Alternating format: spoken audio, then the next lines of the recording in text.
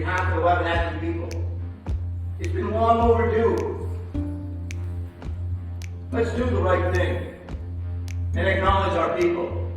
That was Dwayne Toma's message after his closing song at the Wabanaki Nations State of the Tribes address the other week. He is calling for the acknowledgement of the Wabanaki Nation's right to sovereignty. Tribal sovereignty is a right of tribes to govern themselves. In Maine, that right has been undermined by a 1980s law called the Maine Indian Claims Settlement Act. Sovereignty is the most important thing to all the tribes. It makes us who we are.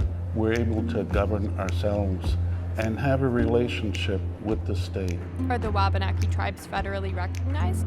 Yes, but the 1980s law limited Wabanaki rights, powers, and their ability to access federal beneficial acts applicable to all other federally recognized tribes. The state included provisions that said no federal law enacted to benefit Indians before or after the settlements shall apply in Maine if it impacts state jurisdiction. Time has shown that the state can object to almost any federal law applying to the tribes in Maine. This has led to significant restrictions on our sovereignty and our ability to self-govern our lands and resources.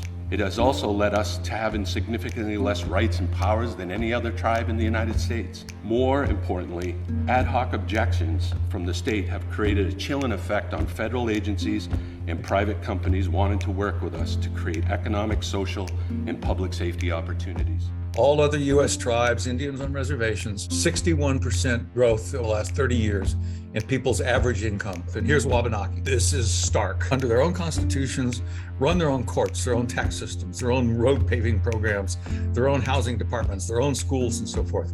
This is the source of the economic boom in Indian country. Why? It has to do with accountability in key ways.